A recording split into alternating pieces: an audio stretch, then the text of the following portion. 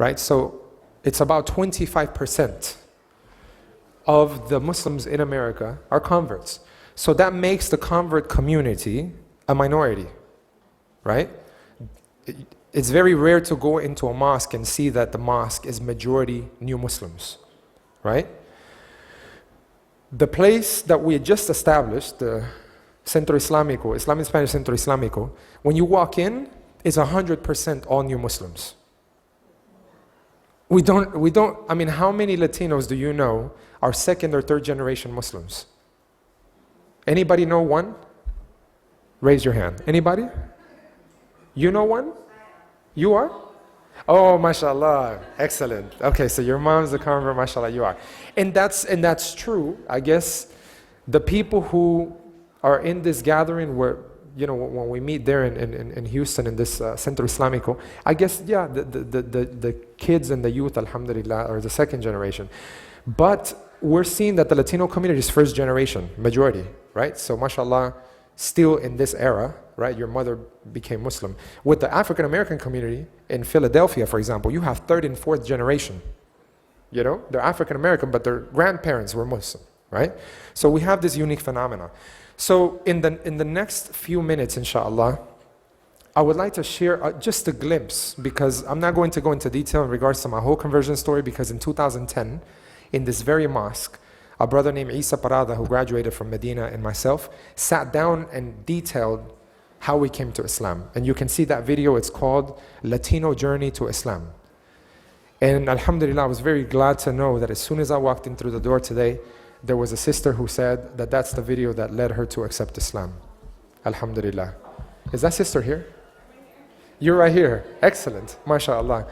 So it's true, you saw that video and mashallah, that led you to become interested and even...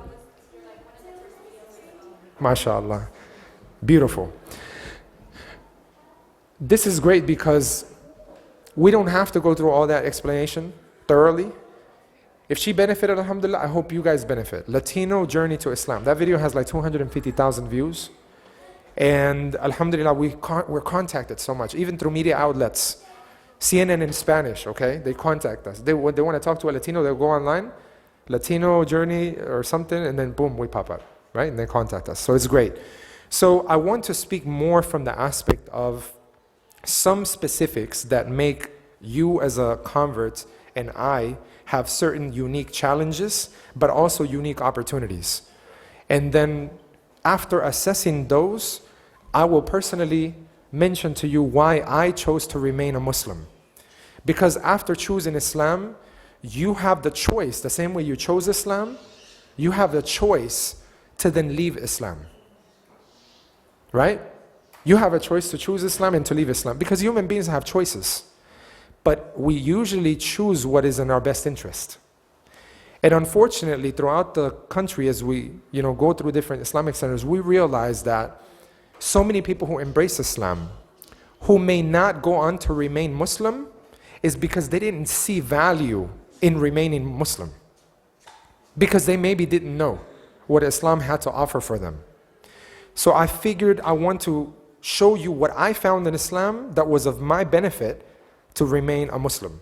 So hopefully, inshallah, you as a person who chose Islam see benefit in remaining Muslim. Got it? Inshallah.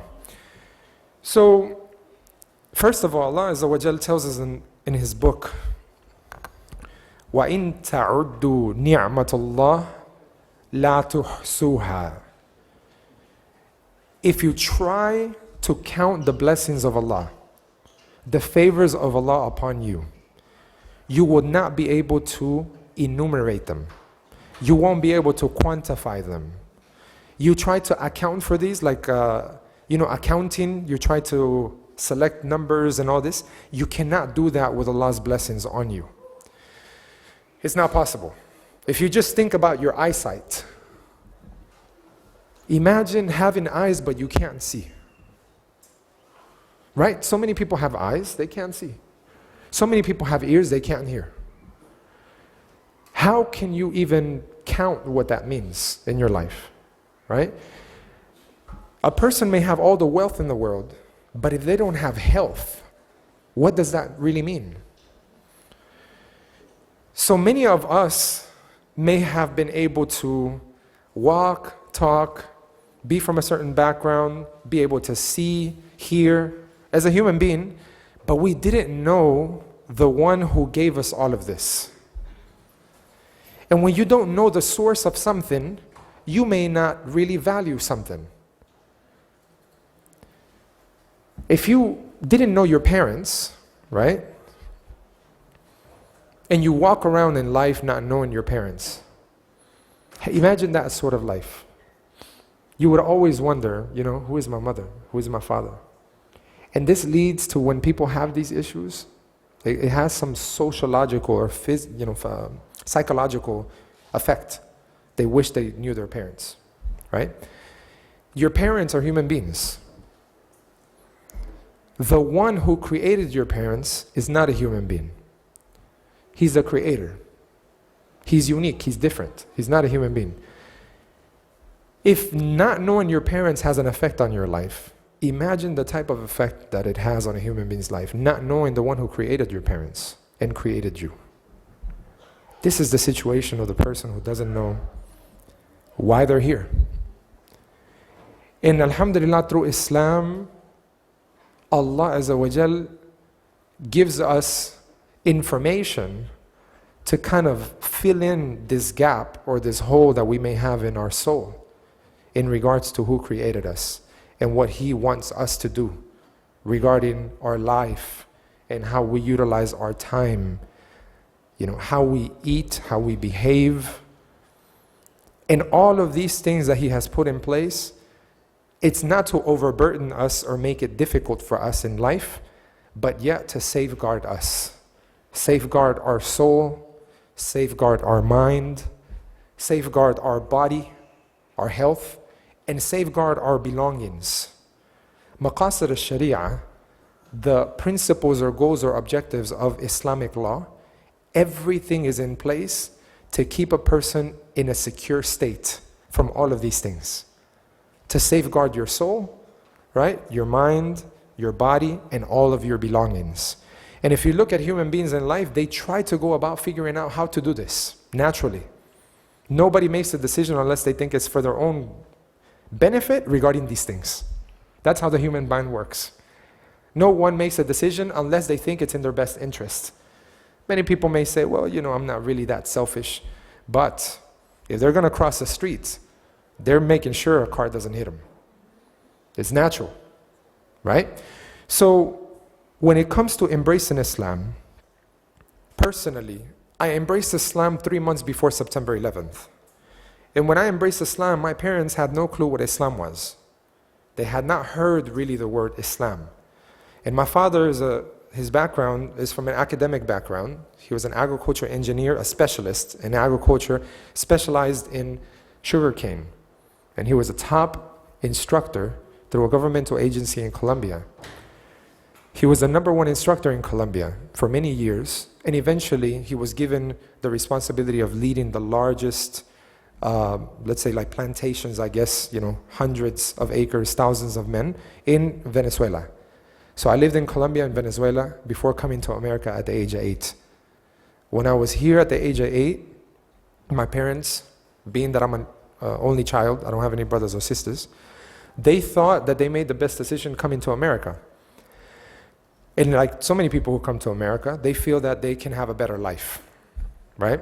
They don't come here for any other interest other than to benefit themselves, right? And their families, right? And that's why you want to excel in education, have some sort of business, be able to be better. And the mindset of the immigrant many times is, when I get these things, I'll go back home. But then many realize this becomes home, right? And then they have to deal with this new generation that is growing up in a place where they didn't grow up in. They don't know the going to school here. They don't understand living amongst a multicultural, society. They know people who spoke their language and looked like them and, dressed like them. So they're challenged with how to live here in America, right? So at the age of 13, in the city of Houston, Texas, there was an epidemic that started happening here in LA as well, like it came out of here, a lot of it came out of here, and also New York, where a lot of the youth, African American and Latino youth, were actually getting caught up in gangs, right? There were movies about that, right? Menace to Society, Boys in the Hood, right? Colors, right? Blood In, Blood Out, New Jack City, okay? And I'm telling you, that media and those stories and those individuals impacted the way we were living as young people, right?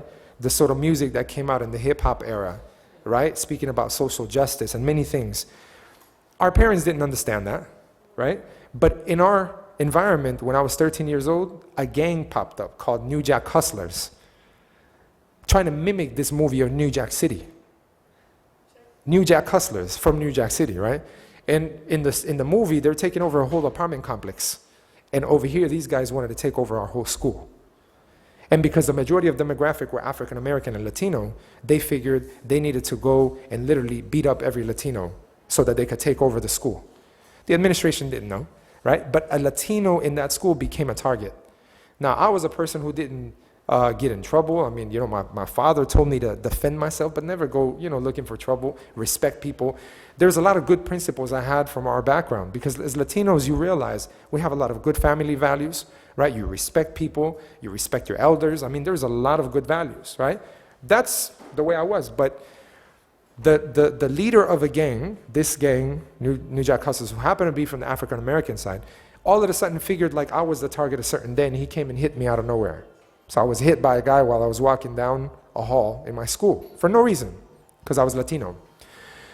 So what happened was, because my father told me you respect people, but he also told me you make yourself respected, right? So I actually fought back. Many Latinos would get hit, certain things would happen, and they figured like, man, there's so many of them, I can't do anything, right? But I actually fought back. And I ended up beating up the leader of this gang. And all these Latinos started feeling like, hey, now Latinos have a gang, and that's the leader.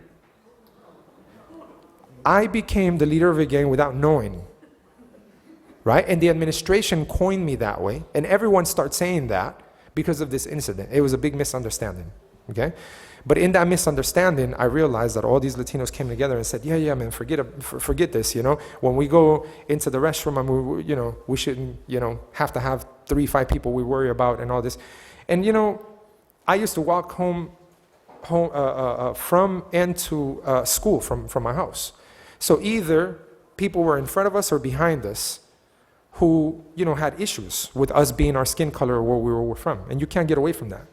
So in numbers, you start protecting one another and then start saying that, hey, this is not too bad.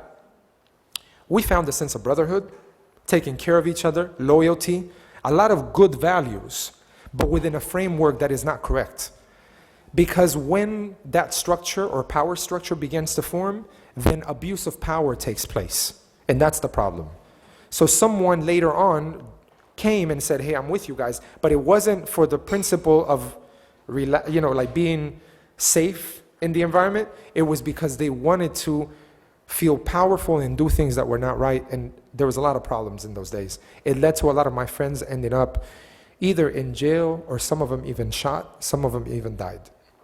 Okay, that's just a glimpse of that era between the age of 13 to 16. By the age of 16, someone tried to take my life. Okay, I was coming down from a party, and let it be understood that in that era and that time, when I know I can't go back to my parents, I have to make decisions on the fly because they don't understand, right? I don't have brothers or sisters. I don't have really advisors. I don't have anybody to tell me. I just have to stay afloat. And you have to do things for survival because it's in your own interest. You see, none of that is bad intentions, right? And I realized, and I used to think, like, if this is what really life is about, there's no purpose to life. I looked at religion as a way of just people being in conflict, right? Because religions of the world somehow had nations fighting between one another. I didn't look at something as a full solution. And when I asked my father as a young person, who is God? Right? Even though our background is from a Catholic background, my father at a young age, he questioned the Catholic Church when he was 16 years old. He said, why are these images here if the very first commandment says not to make graven images or, assimilate anything, imagen o semejanza, right, in Spanish, the image or similitude of anything with the Creator from the creation. This is the very first, a commandment for Moses. So my father at the age of 16 questioned his dad and said, why does the church do this? And here in the very religion is not there. So my father was rebellious, quote unquote, against religion. He read so much. So when I asked him as a young man about God, he told me, all I know is that God is one. You find your truth because I'm seeking mine. And I think that's the most wise position he could have chosen, because it allowed me to investigate for myself, to be an independent thinker. But at the same time, he instructed me in a way that I never worshipped anything other than one God. I grew up as a person who felt like God was one, God was just, God was a protector.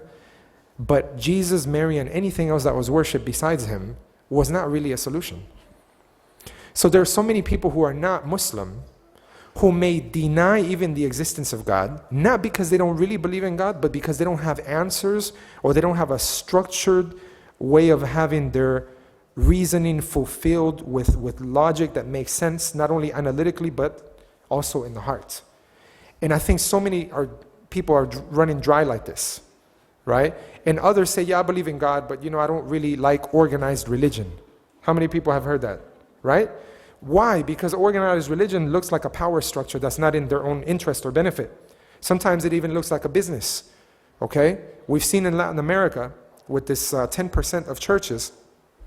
One of my wife's aunts passed away, her husband passed away, and the church was sending people to knock on her door. And she was a widow, and she was going through hard financial times. They were knocking on her door and saying, where's the 10% for the church? Oh yeah. And when she couldn't give it anymore, she was not a member of that church anymore. So there are so many people from the Latino community leaving Catholicism, quote unquote, because they don't like the makeup of this, relationship of God and business. You see? So I also used to look at that and say, this passing the basket and doing all of this is a show for, the business. So many Latinos are feeling that way, and so many Americans are even feeling that way, right? So what happens, fast forwarding, is that when I became Muslim 3 months before September 11th, my father came to me and asked, why did you embrace this religion? But now that you know a little bit about him, he's asking not to point a finger, but if we've been thinking like this all this time, what is it in this that you found that you didn't find anywhere else? You see, that's a difference, okay? And I told him, I said, I'm going to get you some information. The difference between him and I is that I spoke the English language and he didn't. So when I went to look for information in Dar es-Salaam, the book publisher that has so many books, I found 3 books in the Spanish language. Every one of them about the 5 pillars of Islam and the 6 pillars of faith. Different authors, 3 books, the same topic. When I chose one, I took it to my father and he read it from one day to the next. And he said, give me some more. So I went and started seeking for information, and I didn't find anything in Spanish. So I asked Sheikh Walid Bassiouni, who's a good mentor and my sheikh since I became Muslim, Yasser Qadi, and people who were, developing people, let's say, and I was a student, and they didn't have the answer where this information was. So I went back to my dad and I said, sorry, but I can't find anything in Spanish. What we'll do is we'll go to the mosque, and while they're teaching, we can sit in the back and I can translate for you. And he said, well, you said this religion is universal. How universal can a religion be if they don't have material in Spanish? You see, these logical questions, they're not coming from an emotional mindset. It's just the real, true intent of wanting to know. When people are not given the access of information, we cannot discredit where they're at, right? You can't just blame someone because they don't know, right?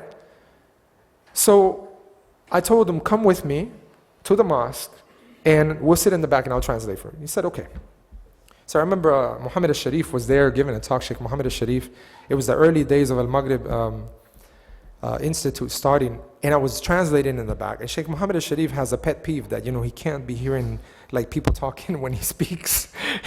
And he was like, excuse me, Akhi, could you please, stop talking? And I said, listen, and I told everybody, I said, I'm translating for him because he wants to know about Islam and I don't know what else to do, right? Like, I became Muslim. And I remember he had no answer for that. Like, what do you do? What do you do? Like, no, don't translate for him? And so we caught ourselves in a situation here. And so I remember a man, when my father was entering the mosque one of those times, a man came You know, and I don't remember what background he was from, but he was a person born in Islam. He kneeled on one knee. Before my dad was taking off his shoes to put them on the rack, he kneeled on one knee and he took my father's shoes off. I think that day, it impacted my dad. Like, who are these people? You know?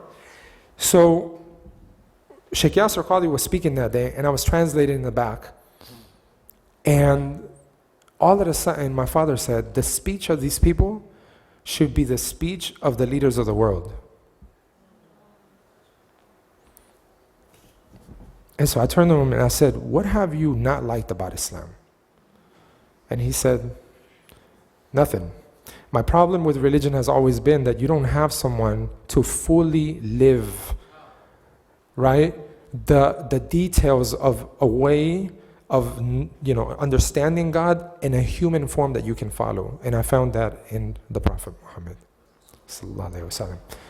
And I said, would you like to embrace Islam? And he said, yes. So I went up to Sheikh Yasser Qadhi and I said, hey, my father wants to become Muslim. Can you give him Shahada? And I remember he had a lapel and he said, you give him Shahada. And he gave me the mic and I remember bringing my father to the front, and that's the first person I ever gave Shahada to, right?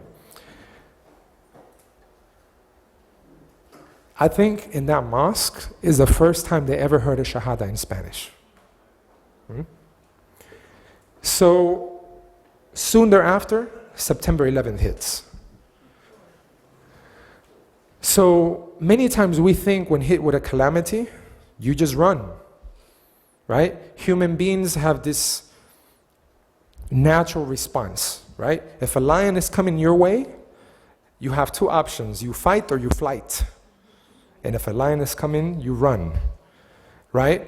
But then there are times when what's in front of you, you look at it and you say, I can take it on, right?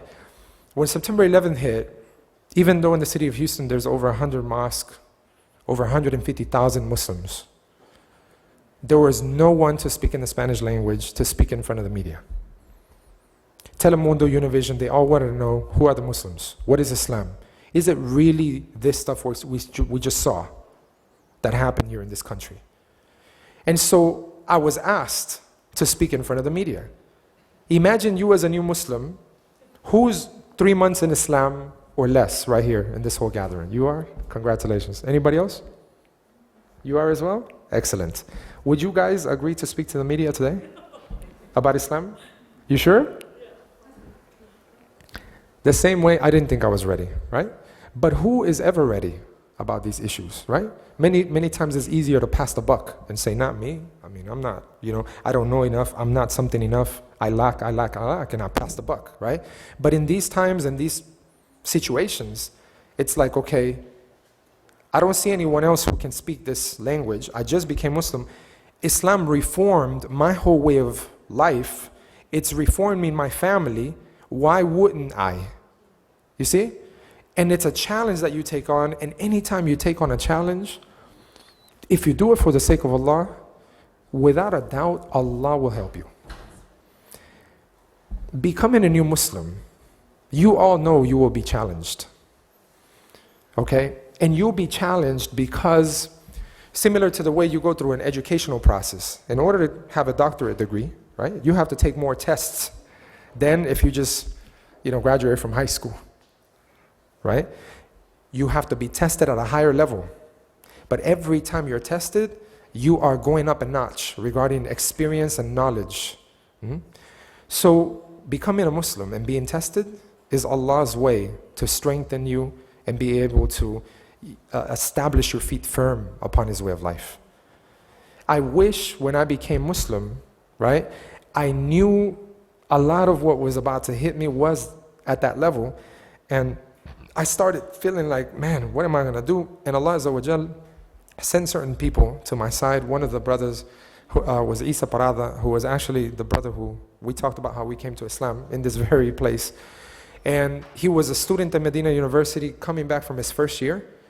And he was there when this happened, and he became like my advisor. And Sheikh Walid Basuni and Yasser Qadhi and all these people became like my teachers. And so when I needed to do something, I could go to them and they would give me advice. And as a new Muslim, in order to overcome challenges, you want to have someone you can go to and ask about your specific situation at a specific time. And inshallah, with the guidance of Allah for you, He may guide a person to give you some good advice. As the Prophet ﷺ said, ad-deenu nasiha. This deen is sincere advice. It's that simple. If we want the good, right, and our intention is for the sake of Allah, Allah Azza wa Jal will bring about the best advice from another human being wanting the good for you, and it comes from Allah Azza wa Jal. And that's part of the structure, right, of this deen, and that is from the blessings. So as a human being, we may have blessings, right, our eyes, our eyesight and everything, but how can we gauge the blessing of guidance? All of this becomes a way of all of us working together for Allah's sake. And after September 11th, brothers and sisters, when we started doing this work of explaining what Islam was and what it wasn't, and started defining that Islam is not Muslims and Muslims is not Islam, right? Because basketball cannot be judged on basketball players. You have very good basketball players, you have not so good basketball players. That doesn't take away or add from the game of basketball. The game of basketball is principles, right? Whether somebody steps out of bounds or inbounds is not the fault of the game, okay? It's the individual. So we began giving these sort of analogies for the American public to understand. I remember speaking in a Unitarian church, majority white American, master's degree or doctorate degree holder, very educated people. They asked me to go speak because my conversion story came out on the Houston Chronicle on the main page of the newspaper. And it was entitled, New Faith Changed Man. And I began speaking about my growing up, childhood days, and how Islam allowed me to understand a lot of what I didn't understand and be able to now bring about some good within myself, my family, and hopefully to society. That was the claim. And so churches began asking, hey, can you come, can you come? And I remember being in this one Unitarian church, more than 300 people showed up before we even started talking. The place was filled in a way that they said it never filled before, even before a talk. And when I got up to speak, I remember the people were so anxious and kind of even upset, you know, just kind of like, okay, like get through whatever you're going to say. They wanted the Q&A, you see? You know, they want to talk about that stuff that just happened, right? And so I remember looking at that and feeling like uneasy, like these people don't know me, you know, and they're, you know, they want to come up like this. And so I was like, all right, you know, before I start, I just want to make something clear. I don't come from a Muslim family. I don't come from a Muslim country, right? I just recently embraced Islam a few months ago.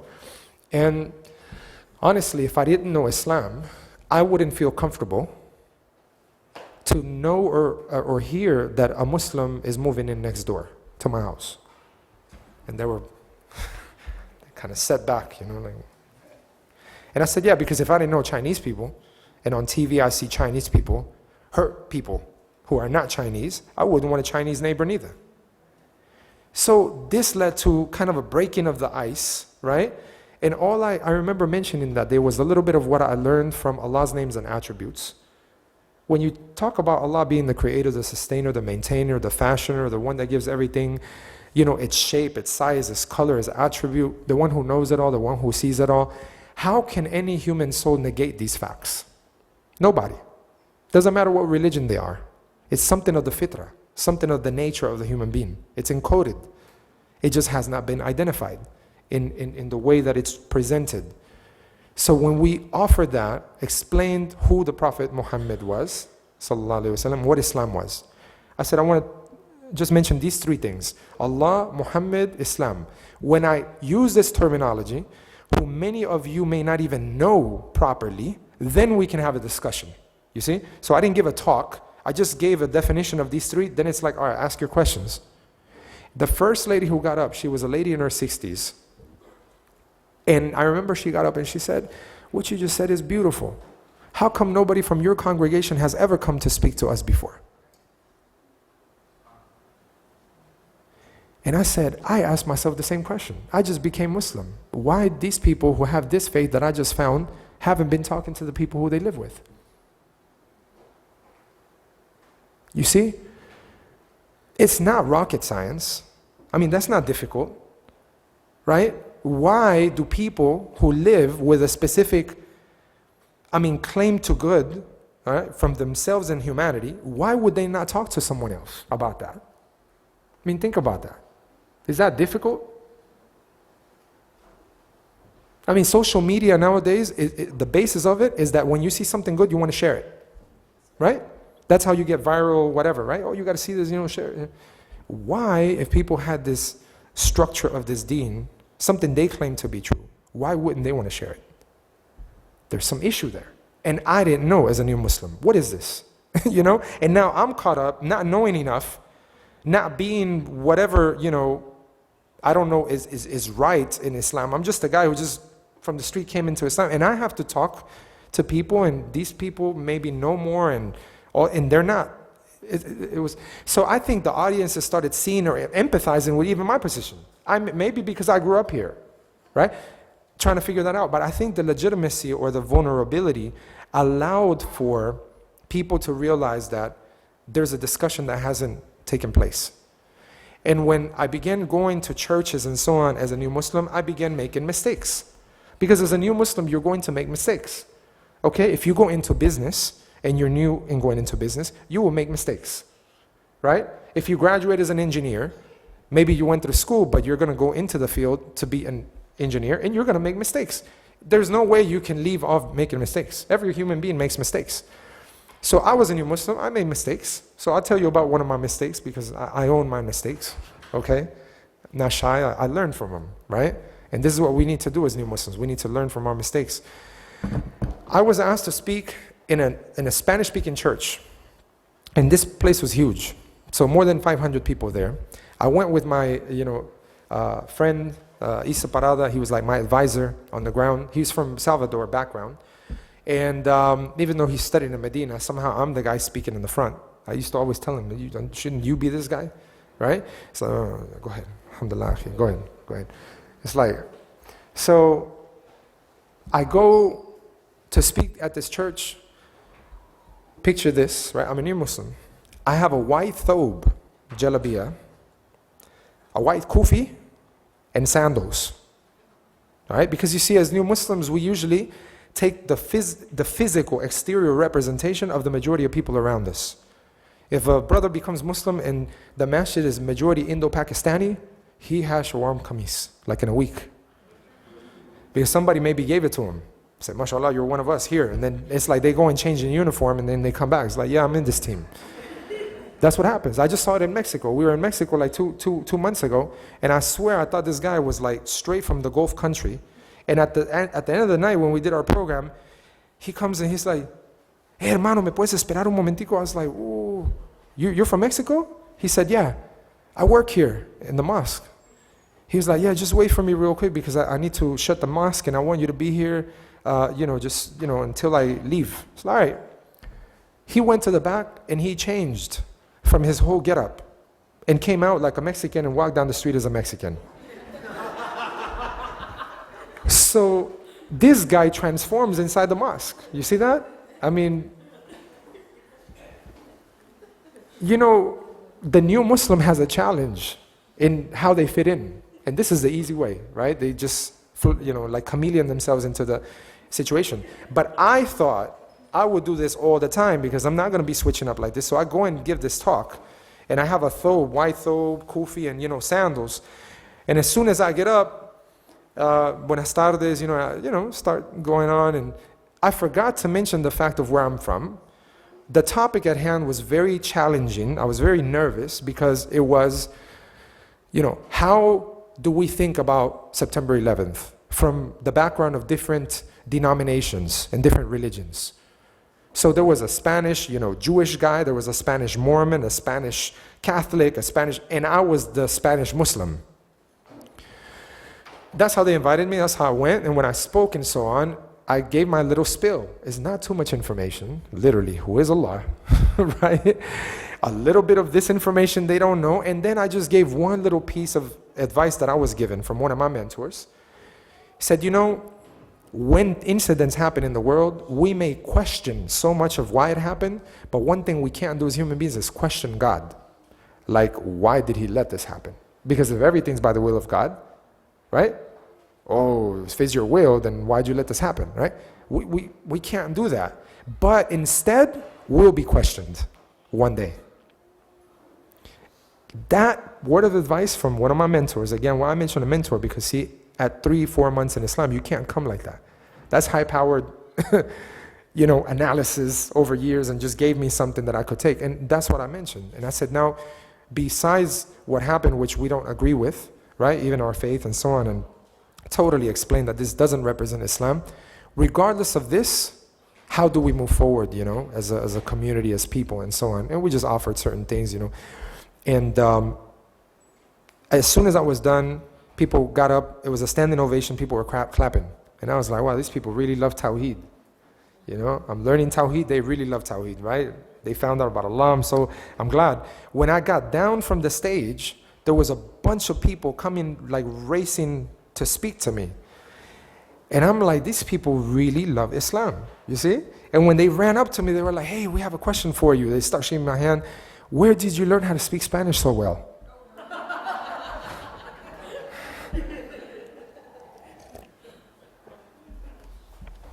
That led me to understand it's a mistake to dress like you're from some other country that they think is foreign, being from the people. That's not wise, because there's a separation between you and the people. And that separation, as a new Muslim now, we may look at it as there's a sheikh and then we're not the sheikh. And that leads to a lot of new Muslims becoming people who go through something like analysis paralysis. You analyze so much information, but you're paralyzed. It's like you can't move. You can't really do too much work because you're not that person of knowledge. You're not this and you're not that. Maybe as a new Muslim in my time and the challenges I was facing led me to experience the opposite, right? I have to do X, Y, and Z, right? Because I know this, even though I'm not that. You see that? Right now, as a new Muslim, mashallah, coming into this mosque and having, alhamdulillah, the AC and everything given to you, right? You don't have to pay for the water of this place, right? No. You don't have to do a lot of administrative stuff, right? You just come, mashallah, as a guest. You don't even have to come except a certain time, leave, you use the services, no problem. That's a sense of complacency that sometimes leads people not to become very active with what they know. And that's a problem. Because now you're comfortable because you found something and you're comfortable, but how about the people outside? That's why Allah Azza wa Jal told us in His book, وَلْتَكُمْ مِنْكُمْ أُمَّةٌ يَدْعُونَ إِلَى الْخَيْرِ وَيَأْمُرُونَ بِالْمَعْرُوفِ وَيَنْهَوْنَ عَنِ الْمُنْكَرِ وَأُولَٰئِكَ هُمُ الْمُفْلِحُونَ. Allah says in this verse, if you want to be successful, these are the sort of people you want to be from amongst. Allah Azza wa Jal says, and let there rise amongst you a people inviting to all that is good, enjoining what is right and forbidding what is wrong. And it's those people who do that that will be successful. So enjoining what is good and forbidding what is wrong is part of being a Muslim. Walking by an ill or an evil that's happening in society and not caring about it, have to question your faith. How much do you really love Allah? Because if you love Allah, you love what He loves and you dislike what He dislikes. It's part of Iman. It's part of faith. That's why the Prophet ﷺ told us in a hadith, إِذْ رَأَ مُنْكَرْ فَيُغَيِّرْهُ بِيَدِهِ فَإِنْ لَمْ يَسْتَطِعْ فَبِلِسَانِهِ فَإِنْ لَمْ يَسْتَطِعْ فَبِقَلْبِهِ وَذَلِكَ أَضْعَفُ الْإِيمَانِ. If you see an evil, change it with your hand, meaning do something physical about it. If it's not wise, right? If you cannot do that physically, you're not able to, you're not in the position, you're not the person, okay, then change it with your tongue. Speak out against it. Say this is not right, right? Or even better, educate someone so that they understand this is not right. And if you're not able to do that, then change it with your heart. Like, hate it with your heart. Don't just go by it like oblivious and you don't care. Because if you hate it in your heart, at least, as the Prophet ﷺ said, that is the weakest state of faith. At least you hate it in your heart. Disliking the state of something that should be better is the beginning of you wanting to do something about it. And if that's not even there, then how will we benefit from our lives? What are we going to do? Eat, sleep, pray, and then die? Is that it? That's not the way that this deen is codified. And as a new Muslim, you want to be from amongst those people who succeed, and you don't want to be from the people who don't succeed. And I'll conclude with this ayah where Allah Azza wa Jal tells us to not be from amongst a certain group of people.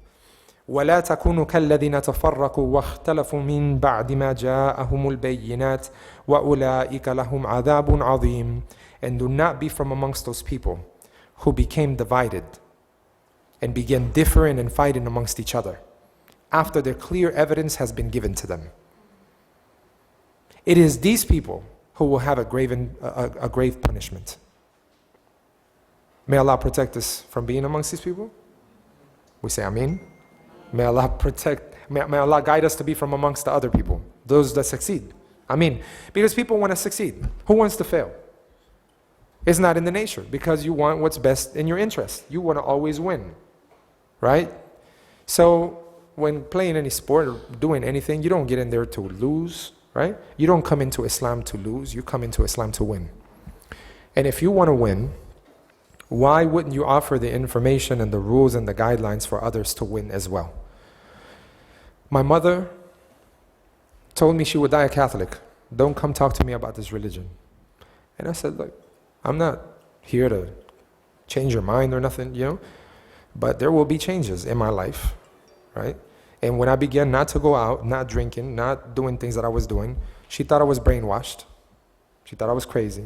And I told her, I was like, well, all my life you told me, stop going out, stop drinking, stop doing this. And the day I do it, I'm crazy. Right? And so she realized in a matter of time, it wasn't a phase. It was something that I was going to stick with. And part of being a Muslim is birli walidain, is being good to parents. So I had to go back and right so many wrongs that I had with my mom, because I put her through a lot as a youth. And when she started seeing how I changed, after 3 years later, my mother embraced Islam, alhamdulillah. My wife, she was my girlfriend. A week later, after I became Muslim, she became Muslim, and a month later, we got married.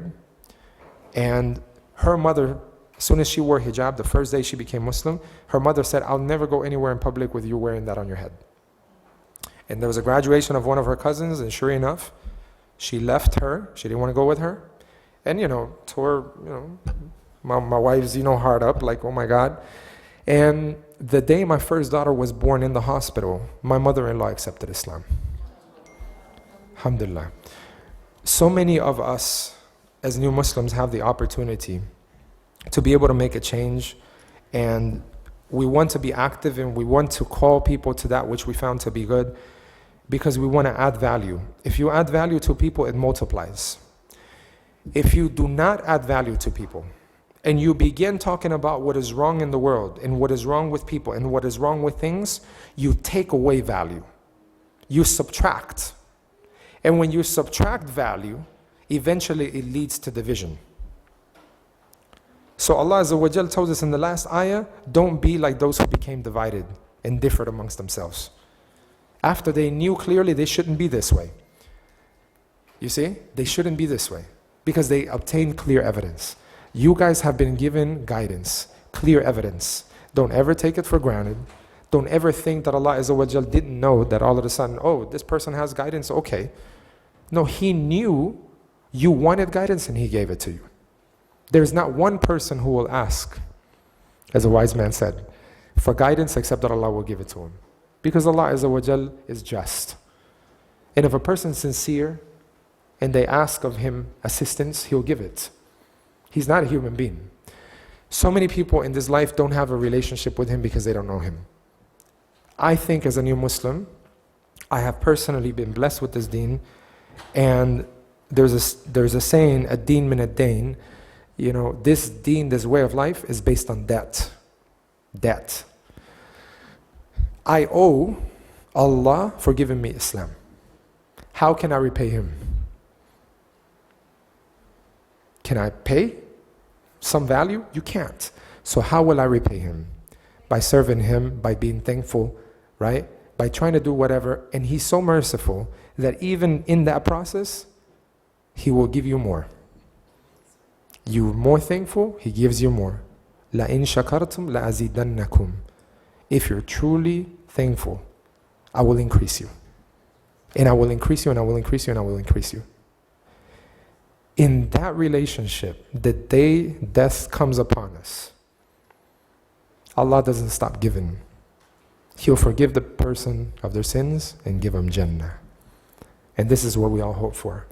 And this is what we hope for our families, the societies we live in, and that's the sort of people that we need to be.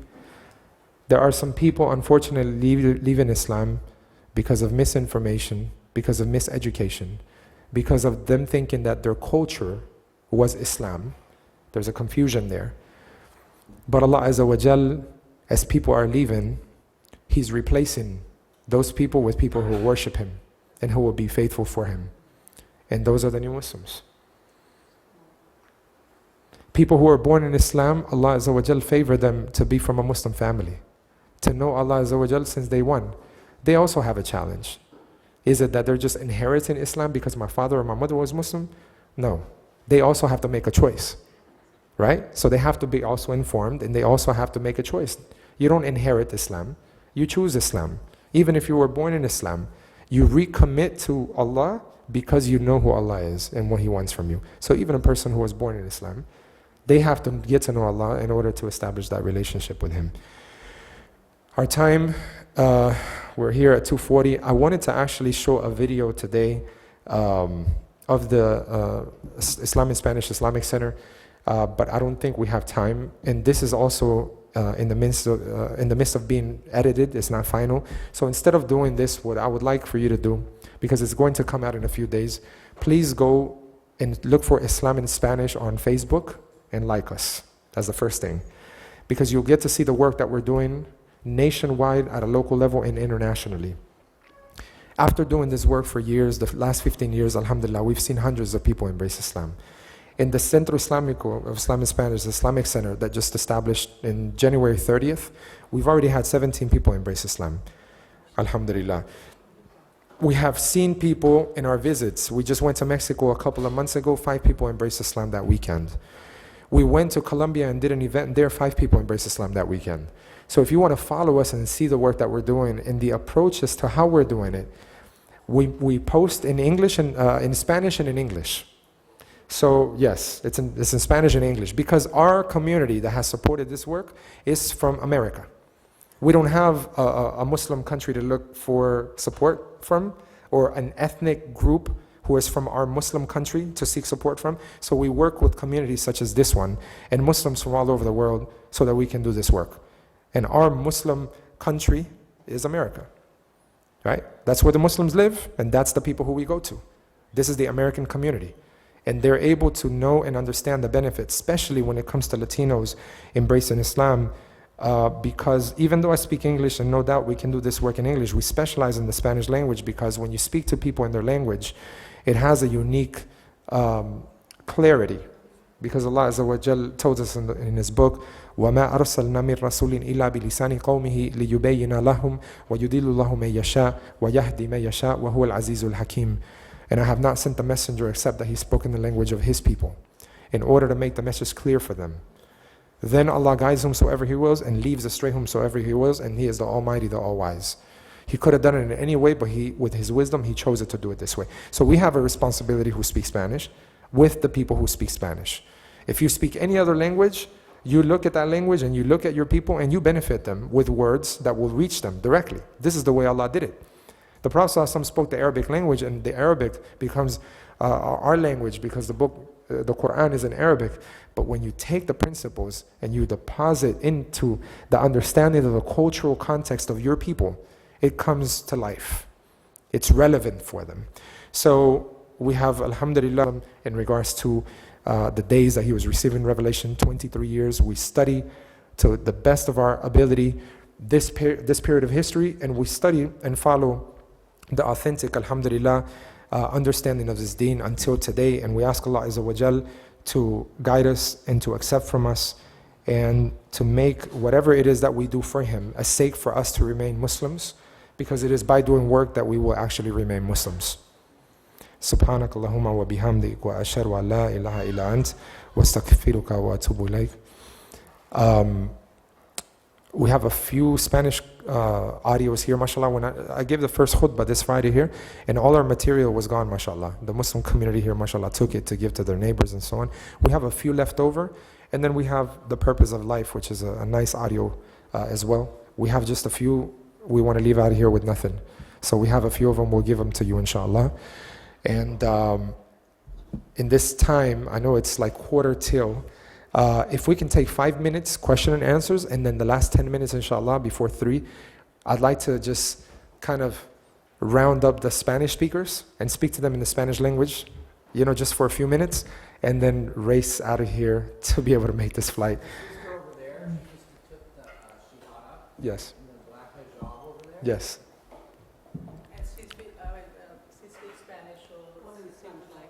Okay, ahorita, excelente. En 5 minutos, si Dios quiere, cuando terminemos, vamos a juntarnos y cualquier pregunta que haya o nos conocemos mejor. Before we begin Q&A, I just want to get a show of hands real quick. There is a possibility that we may be able to bring Islam and Spanish to this community.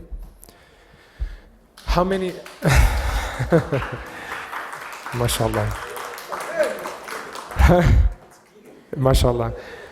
How many of you guys would like for Islam and Spanish to work out of this community? Show of hands. MashaAllah. Who thinks it shouldn't come here? Anybody? No? Who's undecided? Don't really know, maybe. I think it's great you came here and helped me. I've been going through a lot of trials and tribulations and Shaitan and tormenting me. But after hearing your wisdom and testimony, it sets my heart and on my path and it's keeping on the way and keeping out of my head. MashaAllah, MashaAllah. May Allah bless you. The best way that we can remain strong upon this deen is really trying to do whatever we can as individuals. Ourselves grow in understanding who Allah is, obviously having a relationship with the Book of Allah, but then being around good people. That's very important, because if we're by ourselves, we're like a lonely sheep, and the wolf attacks the lonely sheep. It doesn't attack the flock, right? So, alhamdulillah. Now, any questions or comments, inshallah, in these last few minutes? I have a mic here, so just raise your hand. Anybody has any questions? Comments?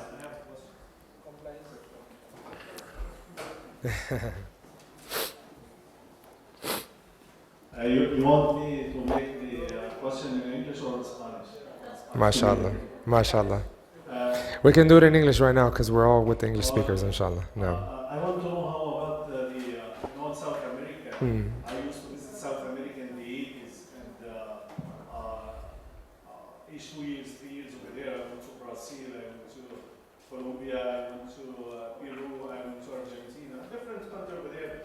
And that time was no mosque in any of those countries. Just in Brazil was one mosque in the big city like São Paulo. Not even in Rio de Janeiro, but in São Paulo, there used to be one mosque and one Islamic school. How about the Islam spreading right now in South America and specifically in your country, in Colombia and all of the other countries? MashaAllah, Jazakumullah khair. The first time that I went to Colombia as a Muslim, my father and my mother and my wife were Muslim. And that was a shocker for all our families.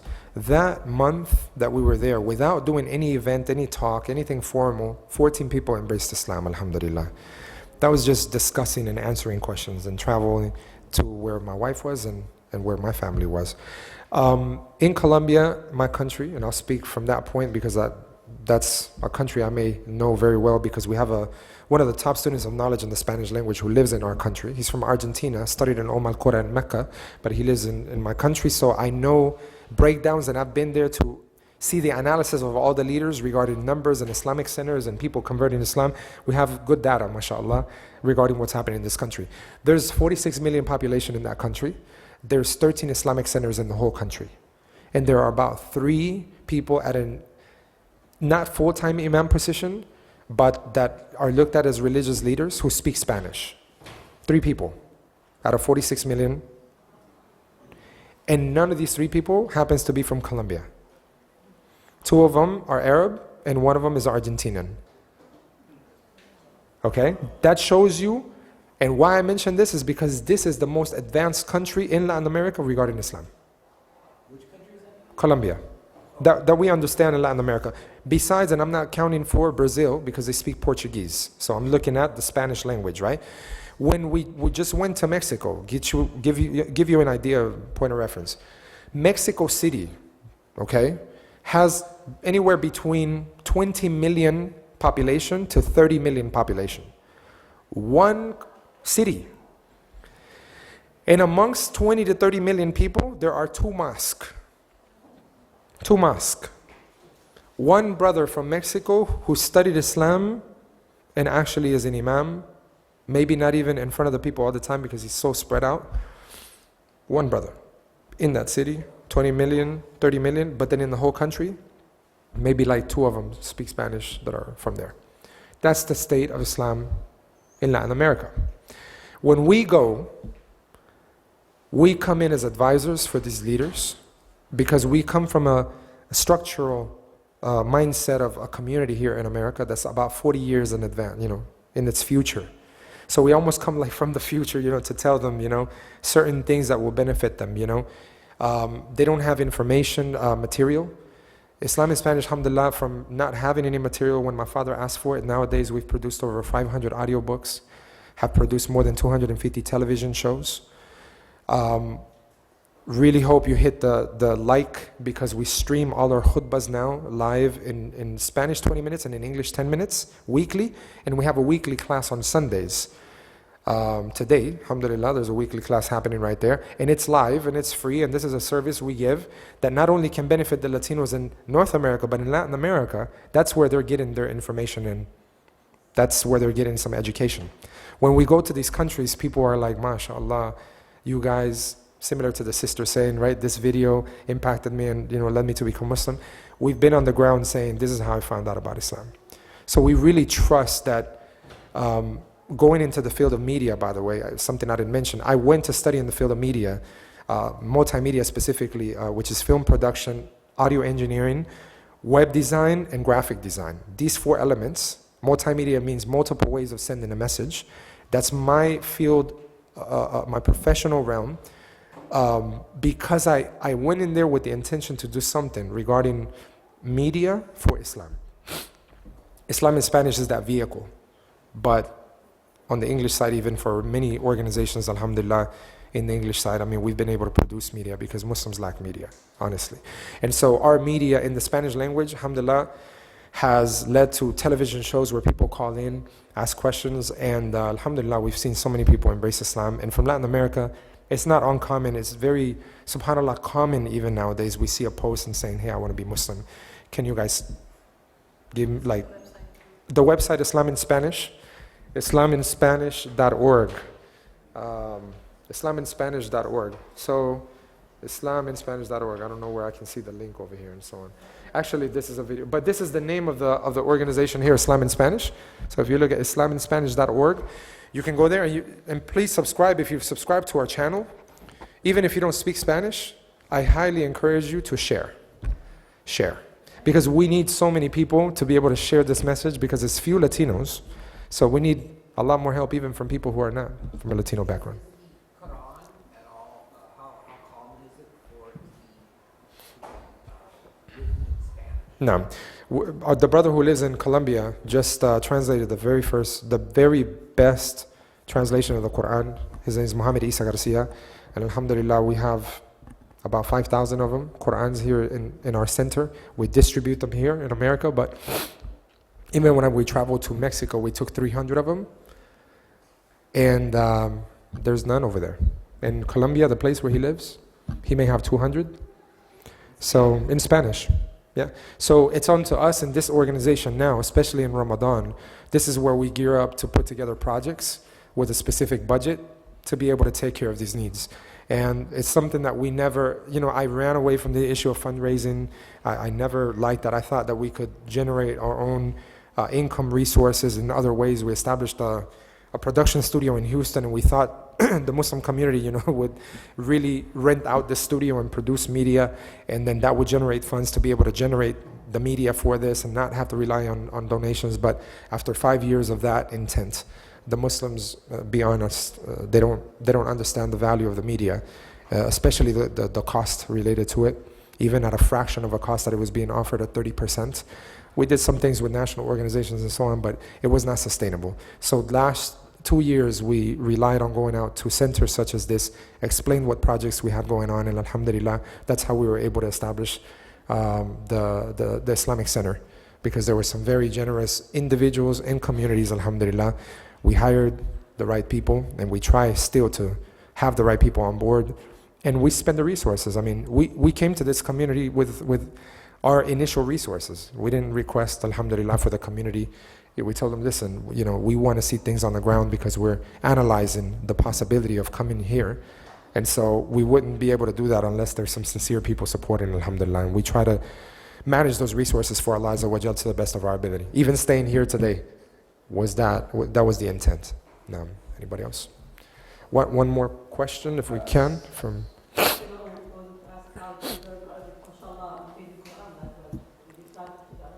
No, mashallah. Originally, one of my mentors, he advised me. I studied in Medina for 1 summer when I was a new Muslim. I learned how to read Quran in Medina, Medina al-Munawwara, with personal instruction on the ground, with like one summer. When I came back, I kept learning from people of knowledge in my locality, and then in the United States as well. But then I knew I needed more intense immersion of studying, so I left to Egypt with my wife when my daughter was 1.5 years old, and we lived in Egypt for 1 year. I studied in Markaz Fajr, a place that specializes in the Arabic language, for a couple of months. And then when I saw it was not going at the tempo that I needed it as an individual, I hired, alhamdulillah, 2 specialists to come. I had an instructor at a personal level for 4 hours every day, who came to my house, a very sincere brother. I think his sincerity impacted me more than anything. And then I had 2 hours worth of Quran. So I had my own personalized program of 6 hours a day, and all I would do is go to pray at the masjid in the corner of my house, sleep in the middle of the day, qaylula, because you had the time to sleep, wake up very early, engage in studies, and go to sleep early. And I lived like that for 1 year. MashaAllah. May Allah accept. May Allah accept. Ameen. Ameen. Thank you so much. Barakallahu feekum. Yes. Wa alaikum assalam wa rahmatullah. What advice would you give our new sisters who just embraced Islam, and sometimes they are approached by community members to wear hijab while they're coming to the masjid, or not to put makeup on, or to stay away from nail polish? Sometimes it's really bothering. It might keep them away from the masjid. So what advice would you give? MashaAllah. Jazakumullah khair. This is a great question. We try our level best to look at that period of historical, sacred history, right? The seerah of the Prophet ﷺ is like a period of sacred history. You can analyze the context of how things happened there and obtain guidance as to how things take place today. That's the purpose, right? We understand the Quran based on how it was revealed, to the Prophet ﷺ. In the time that it was revealed in ayah, we know that situation, right, from tafsir and all this mustalah al-hadith and all that. It may become very technical, right, for a new Muslim, but in a nutshell, all that we need to do is try to see what took place regarding a situation then that then becomes now. So sometimes it's Allah who teaches us. The issue of hijab, Allah Azza wa Jal taught us the gradual step-by-step embracing of this action of the hijab. How?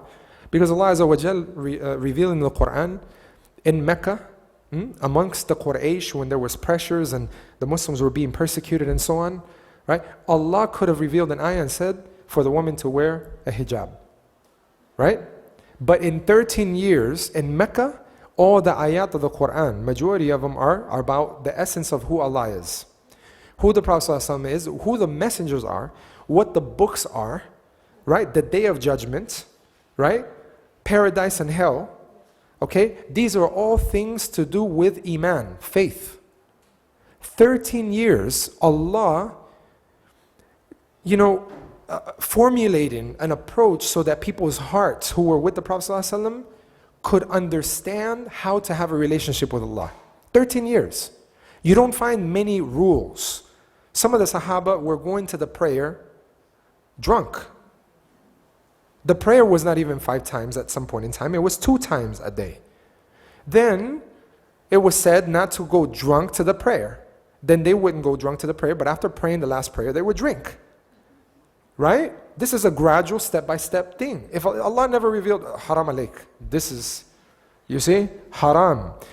The problem with Muslims going at that haram and haram, haram, haram, and then, it's like, boom, boom, boom. Before you know it, like the person just became Muslim, they're supposed to have already gone through a period of 13 years without really giving that instruction into the area or the era of Medina. The Madani surahs come down with the legislation of formulating rules for a community and a society. Then Allah revealed for people not to drink. And as soon as they heard not to drink, they were drinking, and right away they threw away their drinks, right? To the point that the rivers of Medina, the streets of Medina were like rivers. But why did they right away throw it away? Because they understood who was given the revelation and they loved him. If you love someone, you do something for him. They loved Allah, therefore they obeyed, right? Tell the believing women to cover, right? They cut, the bottom of their skirts, and right away they covered. Why did the women do this in Medina? Because they knew where the information was coming from. When a new Muslim embraces Islam, and you give them something of a rule, and you haven't explained to them where the rule is coming from, what the benefit is for them as an individual, who Allah is, who the Prophet ﷺ is, it's like telling your child, right, to do something without having explained. And then you want to punish them for it. You wouldn't do that to a child. So the person who embraces Islam is like a newborn baby. You don't expect them to run. You have to expect them that they're going to crawl and they're going to start walking. And you have to be very gentle with what you give them. And sometimes it's not about right and wrong. It's about what's in their best interest for them to grow as a human being, getting closer to Allah. And that takes hikmah. And that's the reason why when people used to embrace Islam, the Prophet ﷺ used to partner them with a person that he had already mentored so that they could actually be their mentors. Today, if we don't do this in a community, everyone goes and tells that person whatever they want at whatever time. And they don't even know that person. So they give them advice that's outside of the context and outside of the realm of capability. And Allah never asked of someone something unless they were able to do it. So the issue is with us. We have to be very careful about this, and we have to know that we have to want the best for the individual, and if we really care for them, we get to know them, and then inshallah give them advice based on how they can have a relationship with Allah. And it's not about just this rule or that rule. It's about their relationship with Allah. And sometimes it's even better not to mention a rule for the sake of wisdom, so that that individual can remain a strong Muslim. And Allah Ta'ala alam, He knows best. Barakallahu feekum. Jazakallah khair. Mujahid Fletcher, inshallah, just a few minutes, inshallah. We want to thank our dear brother, Brother Mujahid, to come all the way from Houston. MashaAllah. Jazakallah khair. Ameen. Ameen. He was supposed to be earlier today, but I was a humble request, and I was trying my best. He changed all his plans to stay with us. So I really thank him from the bottom of my heart. Just very quickly, we can still do the program with his family. Inshallah, just gather them real quick, just, ¿cómo están? ¿Cómo? You can come in, inshallah. So No. we want to support our brother Mujahid. His table is outside with Brother Jaleel, Islam in Spanish. Please make sure you support them. Get the literature that's there. Connect with them, inshallah. Also, just wanted to let you know some of the services here locally for our community. Number one, we have a new Muslim class every Sunday. So this is our class, right? Every Sunday, 1:30 to 3 p.m. So if you're a new Muslim, a recommitted Muslim, somebody interested in Islam, but we have some guests today, you're most welcome to come. Number two, as we talk about the support system, that is that we try to have a pair-up system here. And that is that we try to pair new Muslims with the Muslims from the community that are trained to help you with the support system on the basics of Islam. So please, if you're a new Muslim and you would like a mentor, or you know someone that would like a mentor, let me know. Our table is outside as well. You can sign up, inshallah. Third, you know about the weekly classes that we have. So All our table information is outside. We want to make sure that we support our dear brother Mujahid Fletcher and Islam in Spanish. So do your best to support, inshallah. At this time, what I'm going to ask is for the Hispanic community, our brothers and sisters, those that speak Spanish, inshallah, it's going to be a private session with Brother Mujahid and the community, inshallah. So if you can kind of maybe just gather in this area or in the front here, that would be great, inshallah. And then after that, I'm going to need help cleaning up. So please, once everybody leaves, we're going to help cleaning up. You know, before we split up, and I know the English speakers may not hang around, I really would like to thank the administration of this masjid. I think this is one of the masajid, alhamdulillah, that really cares about the people who they're serving, and for that we thank Allah Azza wa Jalla and we thank them. And I really hope that all of you acknowledge and benefit from those services that are delivered here, because alhamdulillah is done on the foundation of sincerity. I was requested to say a dua to conclude in Spanish. So even if you don't know the Spanish language, we'll just have you listen real quick. Bismillah. Oh Allah, que por favor guíanos, líbranos de hacer las cosas por otro fuera de tú. Oh Allah, guíanos a hacer todo lo mejor en esta vida y en la próxima. Oh Allah, por favor guíanos a lo mejor para nosotros como individuos, como nuestras familias y nuestras comunidades. Allah bendice a las personas que hacen cosas por tu causa y para complacerte a ti. Oh Allah, perdónanos por todas nuestras deficiencias y nuestras debilidades y danos fuerza. Oh Allah, por favor, danos entendimiento para entender qué es lo mejor para nosotros, para nuestras familias, nuestras comunidades. Y oh Allah, haz el bien fácil para nosotros y las dificultades y los retos, danos la fuerza para poder tener éxito en esta vida y en la próxima. Amén.